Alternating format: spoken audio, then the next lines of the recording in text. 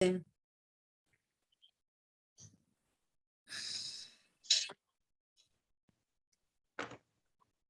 तज्जयति परम ज्योति समं समस्तैरनंत पर्यायैः दर्पण तलेव सकला प्रतिफलति पदार्थ मालिका यत्र। पुरुषा सिद्धि उपाय ग्रंथ 212 से 214 श्लोक पर अपन गुरुदेव श्री के प्रवचन के माध्यम से स्वाध्याय कर रहे हैं। विषय चल रहा है कि जितने अंश में राग है उतना बंध का कारण है, और जितना रत्नत्रय प्रकट हुए हैं, सम्यक दर्शन, सम्यक ज्ञान, सम्यक चारित्र, वो बंध का मार्ग नहीं। ये वाली बात यहाँ चल रही है। और कल अपन ने अंतरात्मा के लिए कितने गुण स्थान है ये बात देखी थी। चौथे से 12वें गुण स्थान तक अंतरात्मा है। पर विशेष बात क्या आई थी कि 11वें 12वें गुण स्थान में संपूर्ण राग का अभाव होने से वहां राग विद्यमान नहीं है। तो राग वाले गुण स्थान चौथे से लेकर 10वें हैं, जहां तक सूक्ष्म लोभ है ना। तो वहां जितना राग है उतना बंध है, इतनी बात हुई है ना। अब आगे बात आई थी कि गुरुदेव श्री ने दूसरा प्रकरण उठाया था कि चौथे गुण स्थान में बहुत लोग ऐसा कहते हैं क्या कि चौथे गुण स्थान में चारित्र नहीं होता। सम्यक दर्शन तो होता है, सम्यक ज्ञान तो होता है, लेकिन चारित्र नहीं होता। तो उन्होंने क्रॉस क्वेश्चन उठाया है कि अनंतानुबंधी का अभाव हुआ तो फिर क्या हुआ। आप अनंतानुबंधी का अभाव मानते हो कि नहीं मानते चौथे गुण स्थान में? तो कहते हैं कि हाँ मानते हैं। तो फिर उस राग के अभाव में क्या प्रकट हुआ? तो उतनी स्थिरता प्रकट हुई ना। हाँ, उतनी वीतरागता प्रकट हुई है ना। तो उसको क्या कहेंगे? उसको सम्यक चारित्र कहेंगे। ठीक है। अब कह रहे हैं कि बाहर में तो अस्थिरता है, सॉरी, बाहर में तो असंयम है, उनको अविरति कहते हैं। तो वो स्थिरता का अंश बाहर दिखता नहीं है। तो कह रहे हैं कि आप बाहर में भले असंयम हैं, लेकिन ये इतनी इंपॉर्टेंट बात है कि बाहर में भले असंयम होने पर वो मिथ्या चारित्र नहीं है। क्या बोला? बाहर में युद्ध दिखाई दे रहे, बाहर में विषय भोग दिखाई दे रहे, है ना। बाहर में इतना असंयम दिख रहा, कहो कभी पहले गुण स्थान वर्ती न दिखे। Hello hello. हाँ जी बोलिए। इसीलिए इसको वो मिथ्या चारित्र तो नहीं है, क्योंकि अंतानुबंधी कसाय का अभाव हुआ है, उतनी वितरागता है, लेकिन अविरत है इसलिए इसको इस वो वितरागता के कारण इसको मिथ्या चारित्र नहीं कहा, लेकिन अचारित्र कहा है। ये सही है? हाँ, वही तो बोल रहे हैं कि उसको मिथ्या चारित्र नहीं कहेंगे, तो फिर उस राग को क्या कहेंगे? कि अचारित्र कहेंगे। लेकिन मिथ्या चारित्र नाम नहीं पाएगा। मिथ्या चारित्र तो मिथ्या दर्शन, मिथ्या ज्ञान पूर्वक होता है। ऐसा नहीं हो सकता कि सम्यक दर्शन है, सम्यक ज्ञान है और मिथ्या चारित्र है। ऐसा नहीं हो सकता, है ना। ऐसे ही मिथ्या दर्शन है, मिथ्या ज्ञान है, और हमने कुछ व्रत आदि ले लिए, सो हमारा सम्यक चारित्र है। तो दोनों तरफ से बात नहीं बनेगी। पॉइंट समझ में आया? और देखो, जो अध्यात्म की विवक्षा है, जो बहुत गजब की बात है, वो कैसी बात है कि अनंतानुबंधी, अभी यहाँ गुरुदेव श्री बात करेंगे कि अनंतानुबंधी का अर्थ है, दो अर्थ है अनंतानुबंधी के। क्या अर्थ है? कि एक साइड में अस्थि से बात करें, अपने स्वरूप की तरफ से बात करें, तो अपनी अनंत गुण संपन्न संपदा को नहीं जानता। कोई मैं छोटी मोटी चीज नहीं हूं, मैं महामहिम वस्तु हूं। और समझ में आ रहा है? सो अपनी अनंत गुणमयी, अपने वैभव संपन्न वस्तु को नहीं जानता, एक गलती। और दूसरी गलती क्या? कि अनंत पर पदार्थों से अनुबंध है। कितने पर पदार्थों से? प्रकट तो कभी कोई एक होता है, प्रकट तो कभी दो होते हैं, लेकिन अनुबंध अनंत पर पदार्थों से। समझ में आ रही है बात? इसलिए उसकी जाति अनंतानुबंधी और उसका फल अनंतानुबंधी मिलता है, अनंत मिलता है उसका फल। फॉर एग्जाम्पल, राजा शेणिक ने कितने मुनिराज के ऊपर सर्प डाला? एक मुनिराज के ऊपर।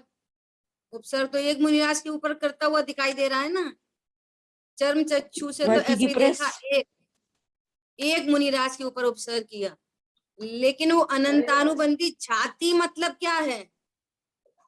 कि अनंत मतलब जितने मुनिराज होते हैं, जितने दिगंबर मुनिराज होते हैं, वे सब ढोंगी होते हैं।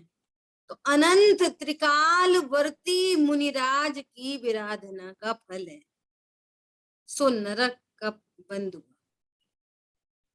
एक परिणाम से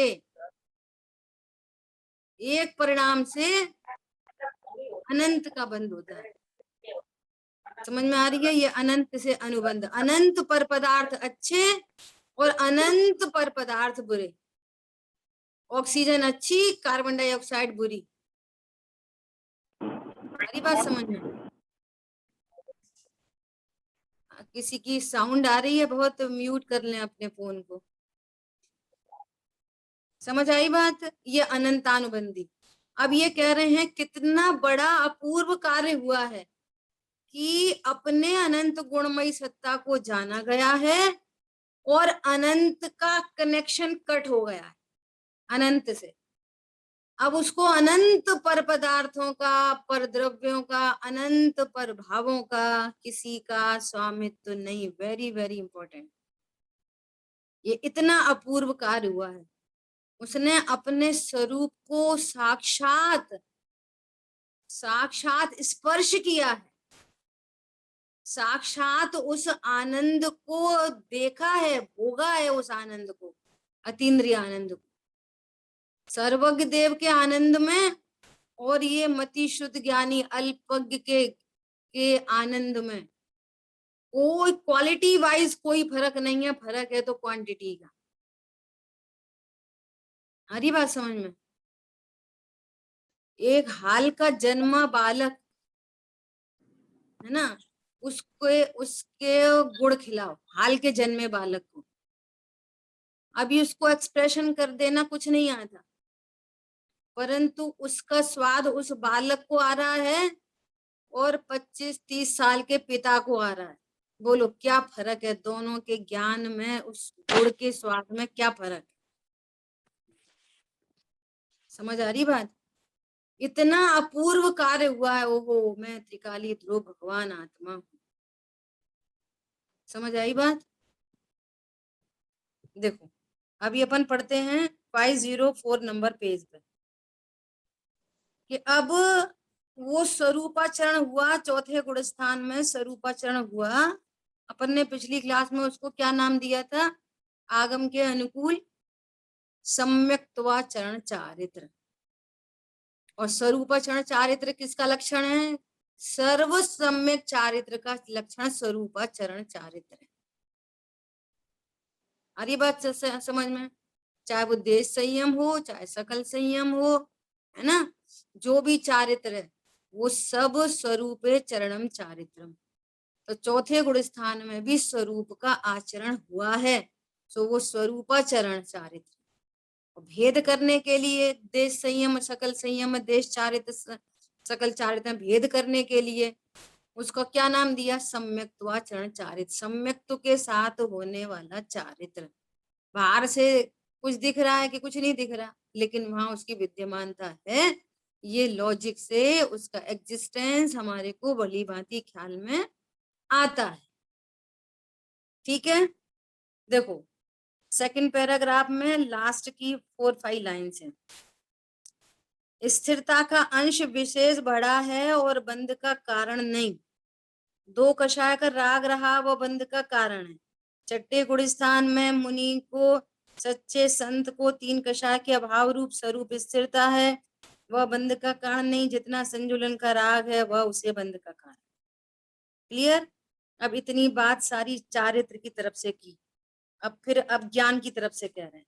सम्यक ज्ञान पर भजन देते हैं। क्या? वो छायोपशम्य ज्ञान जो अनादि का है वह नहीं, स्वरूप के अवलंबन से जितना सम्यक ज्ञान हुआ वह स्वसंवेदन रूप सम्यक ज्ञान है।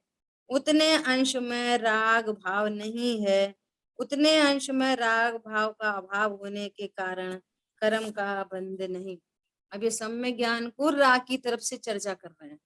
अब देखो 505 पेज पे सबसे टॉप में, जिस प्रकार सम्यक दर्शन का कथन किया उसी प्रकार सम्यक ज्ञान का भी समझना। जैसे कि बहिरात्मा को सम्यक ज्ञान नहीं, पहले बहिरात्मा को सम्यक दर्शन नहीं ऐसा कहा था, अब सम्यक ज्ञान नहीं ऐसा कहते हैं, है ना? उसका ज्ञान मिथ्या ज्ञान है। क्यों? क्योंकि जो आत्मा ज्ञान स्वरूप है उस ज्ञान का वेदन उसे नहीं है। शास्त्र ज्ञान आदि हो वह सब मिथ्या ज्ञान है। वैरात्मा को सम्यक ज्ञान नहीं, क्योंकि सम्यक ज्ञान जो है वह तो स्व के आश्रय से वेदन होने वाला ज्ञान, वह ज्ञान कहने में आता। देखो गुरुदेव श्री की एक एक क्या टेक्निक है, ये भी एक बहुत समझने की बात है। उसमें गुरुदेव की जो जो कथन शैली है उसमें क्या समझने की बात है कि जिस समय गुरुदेव श्री का अवतार हुआ ना, उस समय व्यवहाराभास बहुत अधिक था, छाया ही हुआ था। हर व्यक्ति पूजा पाठ व्रत नियम संयम करके अपने को सम्यक दृष्टि समझता था, चारित्रवंत समझता था, और आत्मा के स्वरूप की कुछ अवर खबर नहीं थी, है ना? तो उन्होंने हर हर हर व्यवहार का निषेध करके परमार्थ की स्थापना की। क्योंकि तुम जब तक स्वरूप को नहीं जानोगे तो तुम्हारा ये ज्ञान फ्यान कुछ नहीं, धर्म वरम कुछ नहीं, ऐसे डॉक्टर गुरुदेव श्री डायरेक्ट कहते हैं, है ना? लेकिन इस कथनी में कभी भी जो प्रोसेस है ना, प्रोसेस विधि, उस विधि पे शंका करने की जरूरत नहीं है, ये समझना। जैसे गुरुदेव श्री बराबर कहते हैं, क्या कहते हैं? निश्चय के बिना व्यवहार होता ही नहीं। बार बार कहते हैं ना, काय का व्यवहार? निश्चय के बिना क्या व्यवहार? कौन समझ में आ रहा है? लेकिन वही कुंद कुंद आचार्य भगवान को अगर अपन देखेंगे तो क्या बोलेंगे?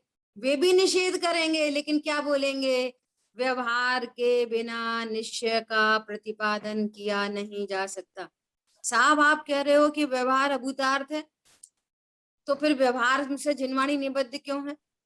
फिर व्यवहार की बात करके हमें कंफ्यूज क्यों करा? तो वो कह रहे हैं नहीं नहीं, कंफ्यूज नहीं कर रहे, व्यवहार के बिना उपदेश कैसे दिया जाएगा, है ना? तो वहां एग्जाम्पल दिया।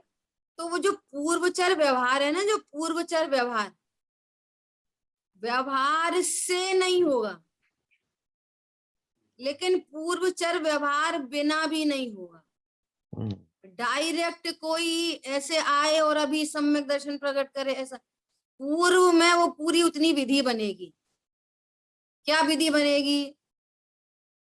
कि अकेला वो पूजा पाठ स्वाध्याय नहीं, अभी किसी को निर्णय हुआ, किसी ने उपदेश सुना, ओहो आत्मा को जाने बिना सम्यक दर्शन नहीं हो सकता, सुखी नहीं हो सकते, जगह जगह लिखा है ना? सुबह 73 गाथा चल रही है, मैं एक हूँ, शुद्ध हूँ, परिपूर्ण हूँ, ज्ञान दर्शन से पूर्ण हूँ, ममत्व रहित हूँ, है ना? तो ऐसा नहीं जानोगे तब तक आश्रमों से निवृत्ति नहीं हो सकती, दुखों से निवृत्त नहीं हो सकते। तो अब उसको फाइनल उसने विचार कर लिया कि नहीं नहीं, मुझे तो आत्मा को जानना ही है हर कीमत पर, क्योंकि आत्मा हूं ऐसा जाने बिना सुखी नहीं हुआ जा सकता। अब बोलो, अब वो किसके पास जाए? दिव्य धनी में जाए, साक्षात तीर्थंकर परमात्मा के पास जाए, या गुरुओं के पास जाए, या जिनवाणी माँ के पास जाए? तो उपदेश की स्टार्टअप किधर से होगी बोलो? स्टार्टिंग तो यहीं से होगी ना। तो वो बोलेंगे साहब हमें आत्मा को जानना है, कैसे जानना है? तो क्या बोलेंगे? कुछ नहीं, तुम आत्मा हो जान लो, बस खत्म। नहीं श्रद्धा ही तो पलटनी है, नहीं तो नहीं पलट दो, इधर के बदले इधर पलट दो, नहीं तो बनेगा। वो बोलेगा हाँ मैं आत्मा हूँ, बस खत्म कहानी। एक एक शब्द आपने बोला, पूर्वचर व्यवहार, हाँ, वो तो उसकी इसको मैं चर्चा कर समझ रहे नहीं हैं। पाया। और हाँ, समूह उसी की इसका चर्चा कर मतलब रहे क्या हैं। है? हाँ, नहीं, पहले इसके तो अर्थ बताइए।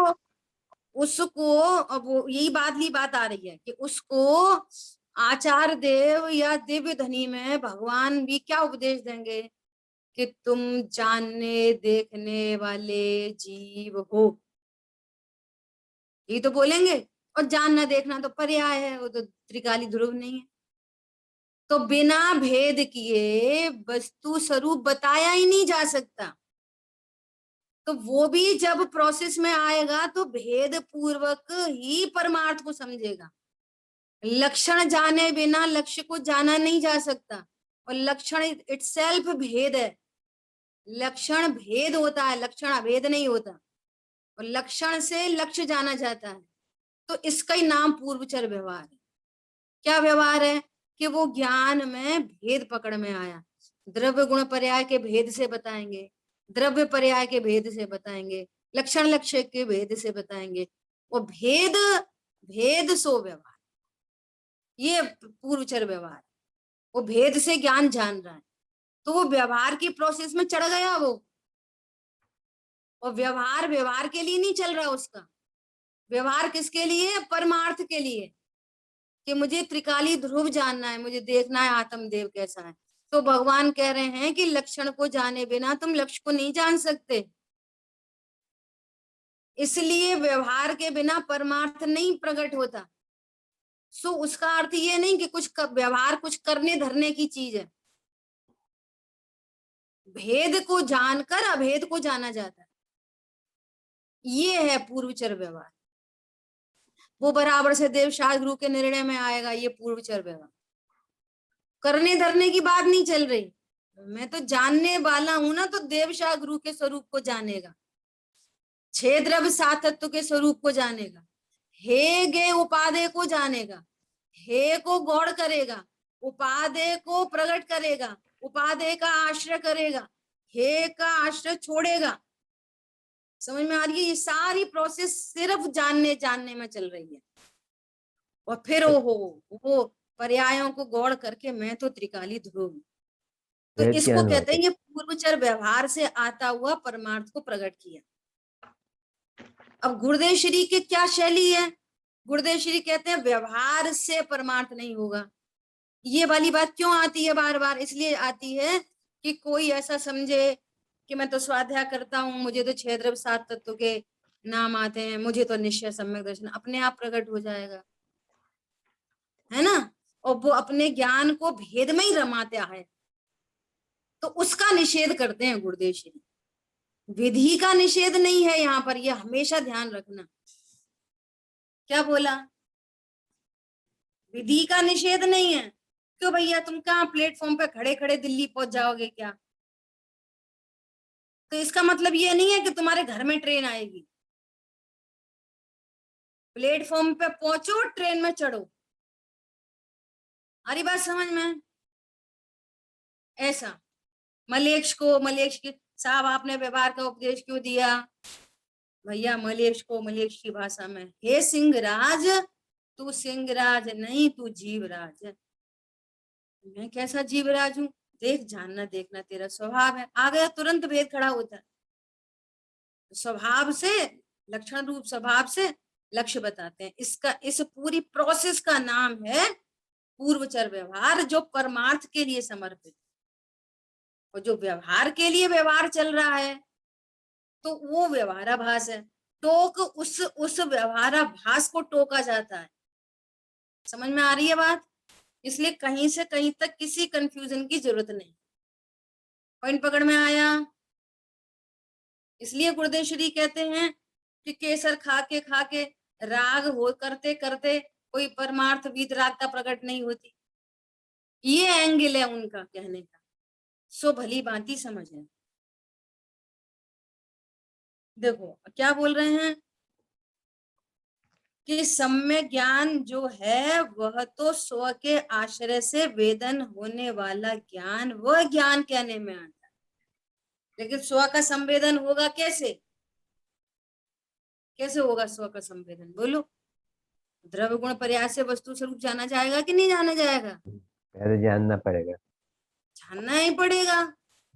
छह द्रव्य सात तत्व का स्वरूप जाना जाएगा कि नहीं जाना जाएगा? जानना ही पड़ेगा। फिर उनको पता चलेगा कि ये व्यवहार है, ये स्वभाव है, ये द्रव्य है, ये पर्याय है। और फिर पर्याय को गौड़ करके द्रव्य का आश्रय किया जाएगा, तो स्व के आश्रय से सम्यक ज्ञान प्रकट हो जाएगा। ठीक है, ऐसी बात है।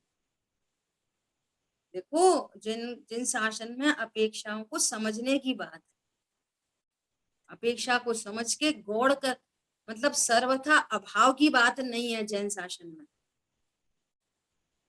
अपेक्षा समझ के मुख्य गौड़ करके कथन किए जाते हैं। कहाँ पर किसको मुख्य किया, कहाँ पर किसको गौड़ किया, ये वाली बात है। अभी देखो क्या कह रहे हैं, कितनी इंपॉर्टेंट बात आ रही है। देखो 11 अंग और 9 पूर्व पढ़े। 11 अंग 9 पूर्व क्या होते हैं पता है कुछ? समय सार जी ग्रंथ है ना, वो अंश के अंश का भी अंश है वो समय सार जी। कुंद कुंद आचार्य भगवान को कितने पूर्व में उसका कोई अंश का उतना ज्ञान था बस। कितने पूरा जो रत्नकण शापाचार्य जी है ना, उसमें पूरे द्वादशांग में कितने श्लोक, कितनी चर्चा, पूरी बात लिखी है। कितने कितने गाथा श्लोक प्रमाण है वे सब। तो यह कह रहे हैं कि इतना पढ़े तो भी बहिरात्मा को मिथ्या ज्ञान, क्योंकि सम्यक और मिथ्या का रिलेशन जिनवाणी के अध्ययन से, स्वाध्याय से नहीं है। सम्यक ज्ञान मिथ्या ज्ञान का रिलेशन मैं आत्मा हूं कि मैं शरीर हूं, इससे रिलेशन है। सम्यक ज्ञान उसे कहते हैं जो अपने को आत्मा जाने। जिनवाणी को कम जाने ज्यादा जाने तो चलेगा, लेकिन देह जुदा है, आत्मा जुदा है, ऐसा जानने वाला सम्यक ज्ञानी है ना। क्या बोल रहे हैं? क्योंकि उसमें स्वाश्रय का स्व संवेदन प्रगटा नहीं, अर्थात वो पढ़ता तो बहुत है परंतु देह से मैं संयुक्त हूं ऐसा प्रतिभास है। पढ़ता तो बहुत है लेकिन राग आदि से मैं संयुक्त हूं ऐसा प्रतिभास है। देव की पूजा पाठ तो जरूर करता है लेकिन भगवान कुछ कर देंगे ऐसा विश्वास। सच्चा ज्ञान नहीं। पुण्य बंधने से मेरा फायदा होगा ऐसा उसे विश्वास। अरे भाई साहब आपको तो बहुत पुण्य बंधेगा तो कितनी प्रसन्नता होती है। अभिप्राय में पड़ा है ये परिणाम क्या? अरे आपको तो कैसे आपके उत्कृष्ट परिणाम है, आपको तो बहुत पुण्य बंधेगा। तो कैसी गुड फीलिंग आती है, विचार कर लो। अरे भाई साहब आप तो बड़े मंद कशाई जीव हो, तो कैसी गुड फीलिंग आती है, मैं मंद कशाई। समझ में आ रही है बात? पुण्य से लाभ होता है, हानि होती है? बोलो। अरे पुण्य बंद होगा उसके फल में, यहाँ तो कह रहे हैं कि छोटा मोटा पुण्य तो छोड़ो, जिस भाव से तीर्थंकर प्रकृति बंधती है वो भाव भी एक ही कोटि में है। तो और भाव की तो कौन बात करे। और अच्छा तीर्थंकर प्रकृति बंधे तो उस तीर्थंकर प्रकृति से जीव को फायदा होता कि नहीं होता? बोलो। नहीं होता। इस जीव को तीर्थंकर प्रकृति बंधी तीर्थंकर हो गए, देख क्या लो फायदा? तीर्थंकर के क्या क्या अतिशय हैं। अच्छा, उस जीव को क्या फायदा कि जब वो माँ के गर्भ में आया छायक सम्यक्त को लेके, तो उस शहर में रत्नों की वर्षा हो रही है, तो जीव को क्या फायदा? कोई फायदा नहीं। बोलो, जीव को तो लगा मोक्ष लेना। चाहिए, 10 शांति गर्भ बस, के, सुख। 10 जन्म के, हैं केवल ज्ञान के, दुंदुभी बज रही है, ठंडी हवा चल रही है, सब ऋतु के फल मिल रहे हैं, है ना, सब शांति से रह रहे हैं, तो उस पर्टिकुलर जीव को क्या फायदा है? क्या फायदा? तीर्थंकर प्रकृति बंधने वाले भाव से और उसके उदय में उत्पन्न होने वाली सामग्री से। अब अतिशय है बस। बहुत, ये पता है, बहुत बड़ी बात है कि ये सारी बातें हमारे श्रद्धान में उदित हों।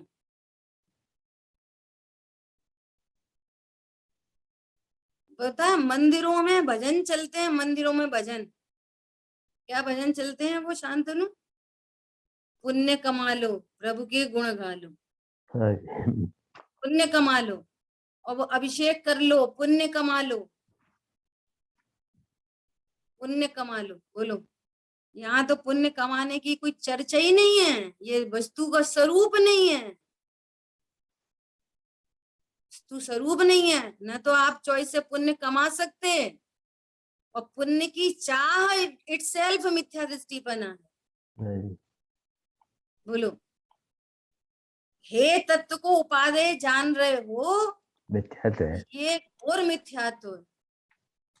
और पैकिंग पैकिंग पूरी मुमुक्षु की है, जो है सो बनी मिथ्यात्व। रहे, बनी रहे, ऐसी बात है। मतलब पुण्य के प्रति जैसे जैसे प्रतिकूल संयोगों को कोई नहीं चाहता, ऐसे ही अनुकूल संयोगों के प्रति उसकी कोई मिठास नहीं है। ये ज्ञानी धर्मात्मा के शब्द से कैसे निकलते हैं? प्रभु, जब तक मुझे मेरे वस्तु की परिपूर्ण प्राप्ति न हो, जब तक मुझे केवल ज्ञान नहीं हो जाए, तब तक मुझे आपके चरणों की भक्ति बनी रहे, उसके लिए भले मुझे नरक का वास मंजूर है। बोलो, कौन हाँ। कहेगा ये वाली बात? मुझे नरक का वास मंजूर है, परंतु मेरा ज्ञान, बाहर में इतनी प्रतिकूलता हो लेकिन मेरा ज्ञान प्रतिकूलता की ओर नहीं चला जाए। ज्ञानी है वही कहे। आपके आपके चरणों की भक्ति बनी रहे, और आपका ख्याल आते से मुझे मेरा ख्याल आता रहे, और मुझे वीतरागता की वृद्धि हो के मुझे पूर्णता हो, बस। बोलो, सीता जी ने क्या बोला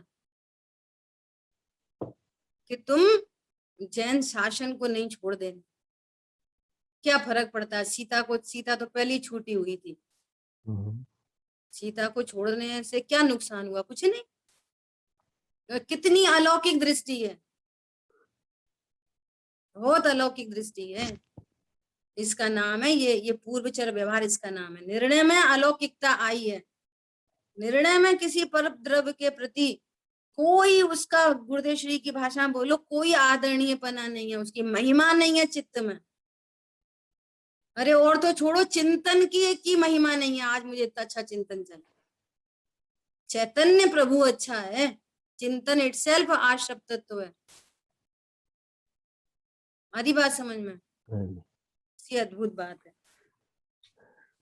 देखो आगे क्या बोल रहे हैं,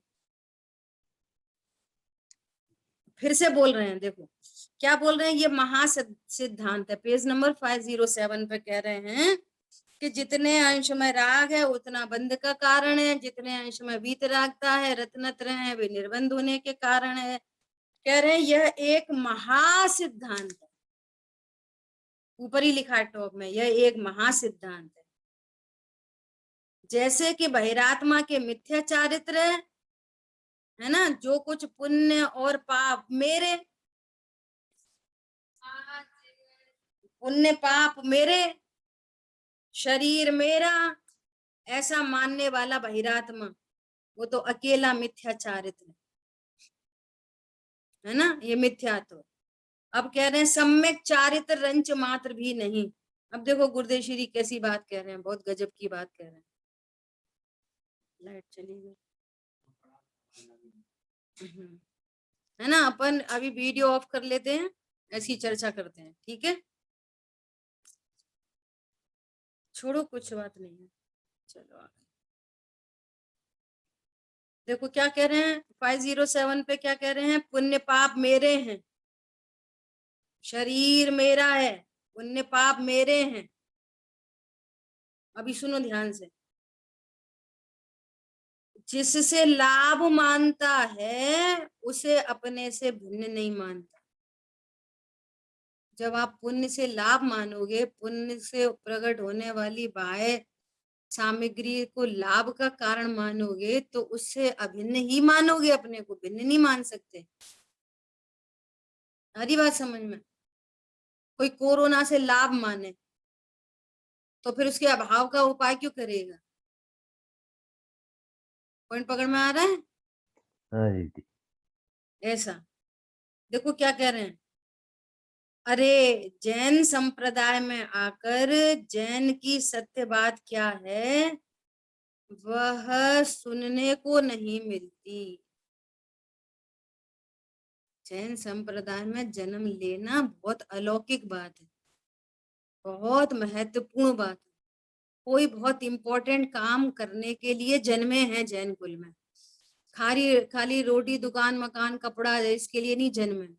सुबह भी चर्चा आई थी, ये तो मक्खी मच्छर हाथी घोड़ा देवनार की सभी कर लेते हैं, आहार आहार भय मैथुन परिग्रह संज्ञा संगी पंचेंद्री, और जैन कुल कोई बहुत अलौकिक कार्य के लिए मिला है। सो क्या बोल रहे हैं, बेचारे को कहाँ भटकने का अंत आएगा।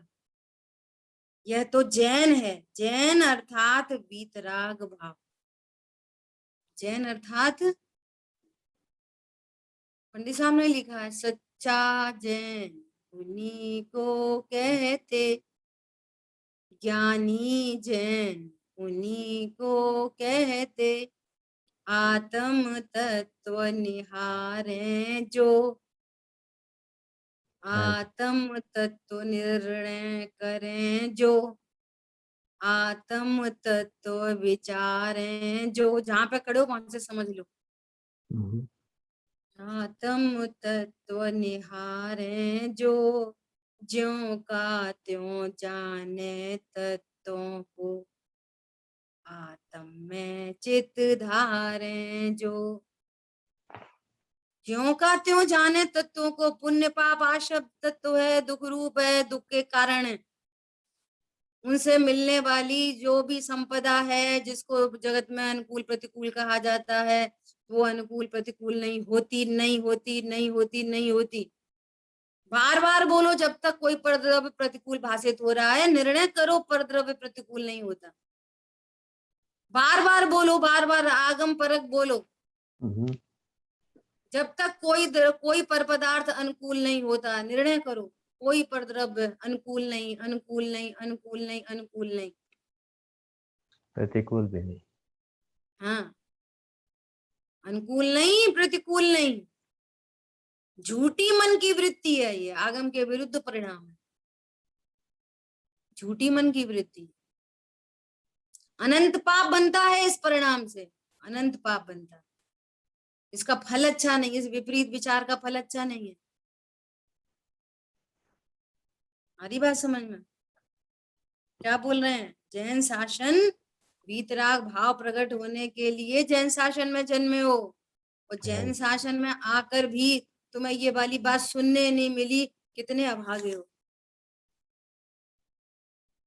हमारा बच्चा तो वहां चला गया, इतने करोड़ का पैकेज, और ऐसा, और एज पैक हो गई पूरे उस करोड़ में, और अपने को पुण्यशाली समझ रहे। माँ बाप भी समझ रहे, बच्चे की तो बात छोड़ो। बोलो काय के लिए जन्मे, तत्व ज्ञान करने जन्मे। सारी बात समझ में, ऐसी गंभीर बात है। देखो अभी अपन इतनी चर्चा तीनों बोल के माध्यम से हुई है ना, सम्यक दर्शन, सम्यक ज्ञान, सम्यक चारित्र के माध्यम से, और बहिरात्मा, अंतरात्मा, परमात्मा के माध्यम से, है ना। अभी देखो भावार्थ में क्या बोलते हैं, भावार्थ 508 पेज पे भावार्थ उसी बात को दोहरा रहे हैं गुरुदेव श्री। देखना क्या बोल रहे हैं कि दर्शन मोह चारित्र मोह, दर्शन मोह के उदय से मिथ्या दर्शन होता है, चारित्र मोह के उदय से मिथ्या चारित्र होता है। ठीक है, अभी क्या बोल रहे हैं कि चारित्र मोह का निमित्त है, वहां मिथ्या चारित्र है ना। अब इसमें से स्वरूपाचरण निकालेंगे, बहुत बड़ा विवाद पड़ता था, है ना। स्वरूपाचरण चारित्र नहीं होता। अरे भगवान तू क्या करता है, क्या बोल रहे हैं, क्यों मूल में जिसे अंदर आचरण नहीं आया तो फिर उसे चौथा गुण स्थान कहाँ से आया। एक तरफ बोल रहे हो चौथा गुण स्थान है, सम्यक दृष्टि का है, और दूसरी तरफ कह रहे हो कि आचरण नहीं हुआ। तो ये कैसे बात बनेगी, बिना आचरण किए चौथा गुण स्थान कैसे होएगा। तो ये दोनों विरोधी बातें हैं। बात समझ में आ रही है। अपना तो बहुत महाभाग्य है कि अपने को ये एकदम सोल्व चीजें मिल रही हैं। दादा को बोलो, गुरुदेव श्री को बोलो, ऐसे उत्तम चंद जी पंडित साहब को बोलो, है ना, ऐसे उस टाइम के जो बड़े बड़े बड़े दादा श्री को कहो, है ना, और भी अनेक विद्वान, इन लोगों ने बहुत फाइटिंग की है, तब आज ऐसे मुमुक्षु समाज एक एस्टेब्लिश हुआ है बहुत शांति से। ऐसे उठा देते थे, ऐसे गद्दी पे से उठा दें, समझ में आ रही है, गद्दी पे से उठा दें, और फिर भी एकदम निशंक निर्भय। इतनी बोलो क्या अब लॉजिक से सिद्ध कर रहे हैं, क्योंकि अनंतानुबंधी प्रकृति चारित्र मोह की प्रकृति है। अनंतानुबंधी प्रकृति चारित्र मोह की प्रकृति है। अब उसके जाने के बाद यहाँ कुछ स्थिर हुआ या फिर क्या हुआ, अनंतानुबंधी गई तो फिर हुआ क्या, पॉइंट पकड़ में आ रहा है। वह तो उस संयम का नाम नहीं दिया जाता इस अपेक्षा से, ये तो दूसरी बात है। ठीक है, मान लिया संयम नहीं है, बाहर में कुछ नहीं दिखाई दे रहा, परंतु हमें तो ये बताओ अनंतानुबंधी जाति जाने पर क्या हुआ। कल दृष्टांत आया था इसके लिए, बोलो कौन बोलेगा क्या दृष्टांत आया था। थर्मामीटर लगाया, 10 डिग्री पहले कम था 80 डिग्री और अब है 60 डिग्री, तो फिर 20 डिग्री का क्या हुआ ये बताओ। नहीं पानी तो गर्म है, कि हाँ है ना गर्म, हम का मना, शीतलता बढ़ी उतनी, लेकिन वो 20 डिग्री का क्या बनी बात, शीतलता उतनी उतनी स्थिरता है, उतनी शीतलता प्रकट हुई है स्वभाव के आश्रय से। ऐसे यहाँ पर कह रहे हैं, है ना। उस संयम नाम नहीं दिया जाता उस अपेक्षा से दूसरी बात है ना। वह तो 5वें 6वें में उस संयम का जहां तहां लेख तो बहुत वे आते हैं, चौथे में संयम नहीं, ठीक है, परंतु चारित्र जो अनंतानुबंधी की प्रकृति का अभाव हुआ, उतनी स्वरूप स्थिरता न हो, तो फिर अनंतानुबंधी के अभाव ने क्या किया। कितनी सरल बात है। तो कह रहे हैं हाँ सम्यक चारित्र हुआ, और दोनों अपेक्षाओं की अपनी लगातार चर्चा चल रही है, एक अध्यात्म की अपेक्षा और एक आगम की अपेक्षा। अध्यात्म की अपेक्षा कह रही है गुरुजी मैं बताऊं कितनी भेड़ गई, बोलो 10 - 1 = व्हाट, 9। नहीं, जहाँ एक भेड़ गई वहां सारी गई। अनंतानुबंधी गई मतलब अनंत संसार गया, गया। अब तो कह रहे हैं वो विषय भोग गुण नहीं करते, उससे इतना बंद नहीं होता।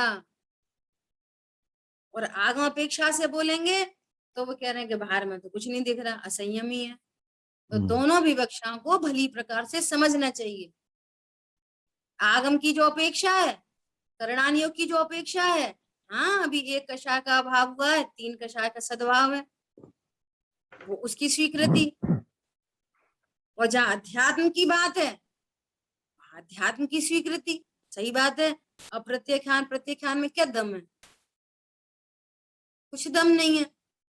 ये अनंत संसार का हेतु नहीं बंधेगा। नहीं नहीं नहीं, कोई मिथ्या दृष्टि हो जाए तो अल्पकाल में सम्यक ले लेगा। नहीं, कोई बहुत ही रुल जाए तो अर्ध पुद्गल परावर्तन से ज्यादा नहीं रुकेगा, क्योंकि सम्यक दर्शन की प्रतिज्ञा है कि जो भव समुद्र से छुड़ाकर उत्तम और अविनाशी सुख में धर दे, वो धरेगा ही धरेगा। उसकी तो प्रतिज्ञा है, मोक्ष दिला के ही रहेंगे। समझ में आ रही है बात?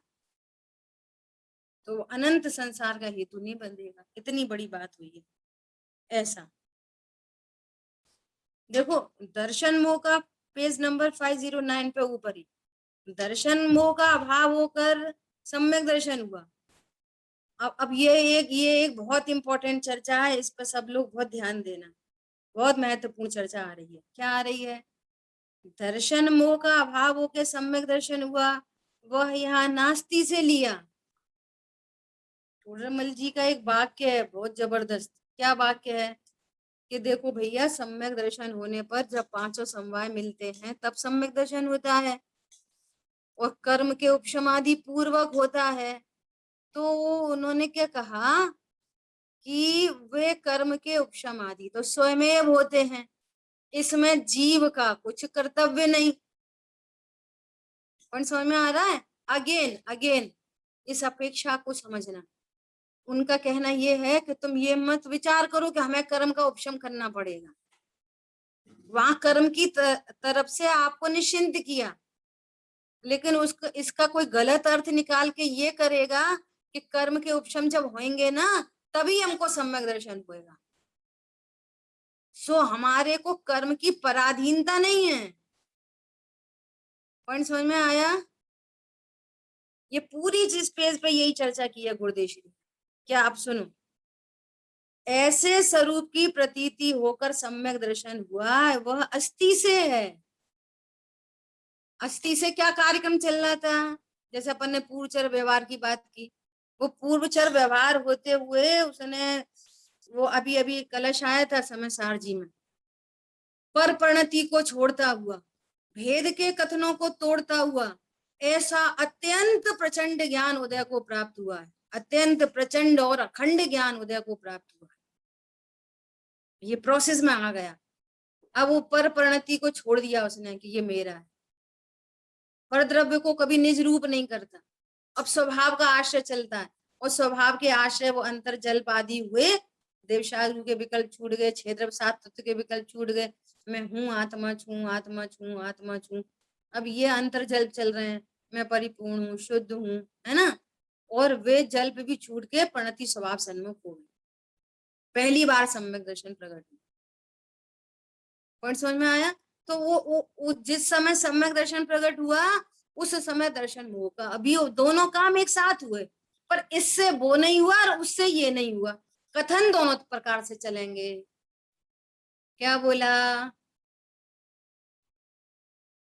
इससे वो नहीं हुआ और उससे वो नहीं हुआ, कथन दोनों प्रकार से चलेंगे। कभी निमित्त की ओर से कथन चलेगा। सो गुरुदेव श्री कह रहे हैं नास्ति से कथन लिया कि दर्शन मोह का अभाव होकर सम्यक दर्शन हुआ, और अस्थि का क्या है कि स्वरूप की प्रतीति होकर सम्यक दर्शन हुआ। ये अस्थि से। आरी बात समझ में? इसी प्रकार अनंतानुबंधी गई, चारित्र मोह गया, यह अस्थि से नास्ति से कथन हुआ कि भाई अनंतानुबंधी का अभाव हुआ तो सम्यक चारित्र हुआ। ये कर्म के सापेक्ष कथन है, और स्वरूप में स्थिरता हुई यह अस्थि का कथन। ये सिद्ध कर रहे हैं कि अनंतानुबंधी के अभाव होने पर स्वरूप स्थिरता होती है। अनंतानुबंधी का अभाव ये नास्ति का कथन है, लेकिन अनंतानुबंधी का अभाव नास्ति अस्थि की बात तो करो प्रभु। तो कह रहे हैं अस्थि की बात ये है कि स्वरूप में रमणता हुई है। समझ आ गई बात? इसी प्रकार उनने आगे भी बात उठाई है। देखो, थर्ड पैराग्राफ है। वह अभाव, वह नास्ति से कथन, और स्थिरता हो वह अस्ति से कथन, दोनों एक ही बात है। अब फिर वापस एग्जाम्पल कोट कर रहे हैं। 8 कर्म के 6 से मुक्ति होती है। देखो सिद्ध भगवान को 8 कर्मों का नाश हुआ, तो फिर क्या हुआ, देखो सिद्ध बन गए। तो एक नास्ति का कथन है 8 कर्मों की तरफ से, यह निमित्त से कथन, व्यवहार से कथन, और अस्थि से क्या क्या हुआ, अपने पूर्ण शुद्ध की प्राप्ति करे तो मुक्ति होती है, ये अस्थि का कथन है। परिणति स्वभाव में स्थिर रह गई, उनने कर्मों का कुछ नहीं किया, स्वभाव में स्थिर हुई तो सर्व कर्मों का अभाव हुआ। और कर्म से बोलेंगे कि सब कर्मों का अभाव हुआ तो उनको सिद्ध गति की प्राप्ति हुई। पॉइंट समझ में आया?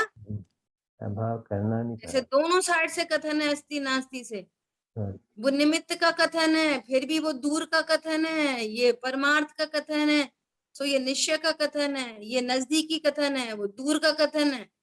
किसको कितनी वैल्यू देनी चाहिए वो समझना चाहिए। अब फिर वही वाली बात, व्यवहार के कथन के बिना परमार्थ समझाया नहीं जा सकता। हाँ जी, सो अष्ट कर्मों के अभाव से सिद्ध हुए ये कथन भी जिनागम में आते हैं।